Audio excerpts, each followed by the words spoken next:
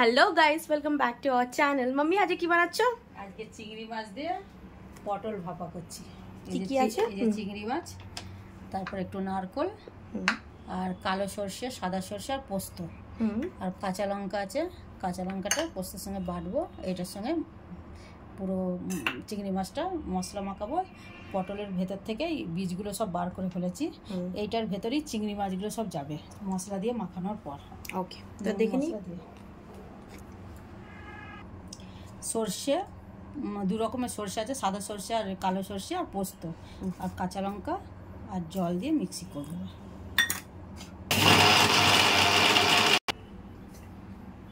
হ্যাঁ, এবার মশলা দিচ্ছি, নুন দিচ্ছি, প্রথমে পরিমাণ মতো নুন দিচ্ছি। তারপরে এটা পটলের ভেতরে যে বীজটা ছিল ওইটা পাইল করেছি, আর একটু নারকোল বেটেছি এটার মধ্যে। পটলের বীজ আর নারকেল বাটা আছে, আর এটা পেঁয়াজ, কুচানো পেঁয়াজ, আর এটা সর্ষেটা যেটা বাটলাম, সর্ষে পোস্তটা আছে, এটা কাঁচা লঙ্কাটা।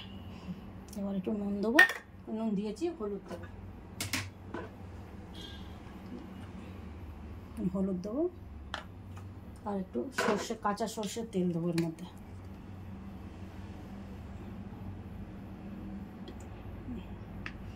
এবার মাখাবো।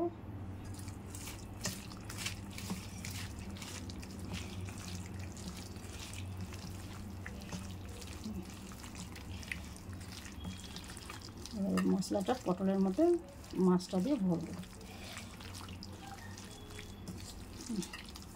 এবার এটাকে 1 ঘন্টা ম্যারিনেট করে রাখতে হবে, তাই তো? 1 ঘন্টা। হ্যাঁ, এবার মশলাটা পটলের মধ্যে হ্যাঁ, পুরো মশলাটা ঢোকাবো।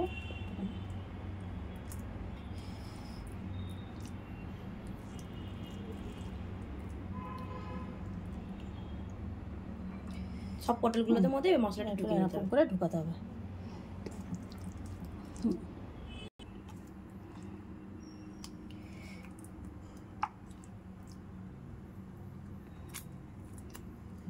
চিংড়ি মাছগুলোর ভেতরে একটা একটা করে ঢুকিয়ে দিলাম, মশলাটা ঢুকিয়ে দিচ্ছি।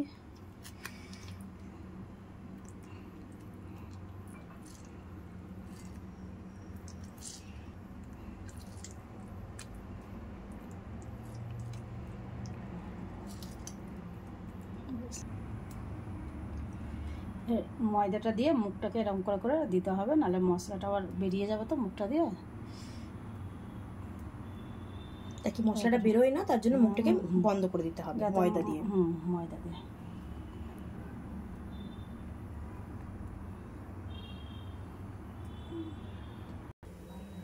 এবার একটু সর্ষের তেল দেবো কড়াই গরম হয়ে গেছে।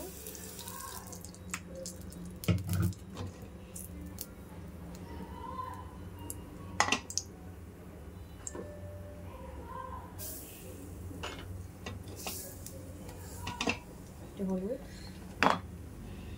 পটলগুলো একটা একটা করে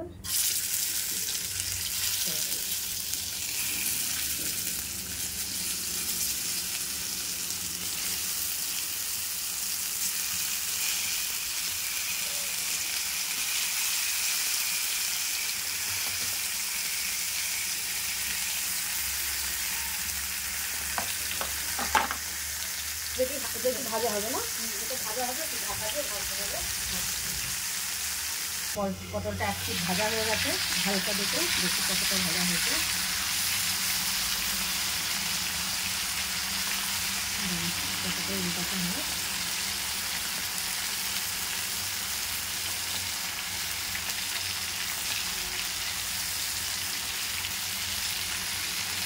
উল্টানো হয়ে গেছে। এবার আমি পটলগুলো কেটে তুলে রাখছি, তুলে আবার একটু দেবো। পটলগুলো তোলা হয়ে গেছে। এখন এখানে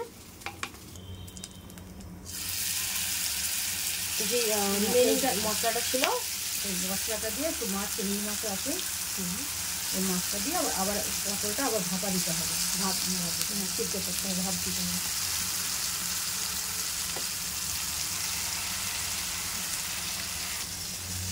এবার এই যে পটলগুলো আবার দিয়ে দেবো।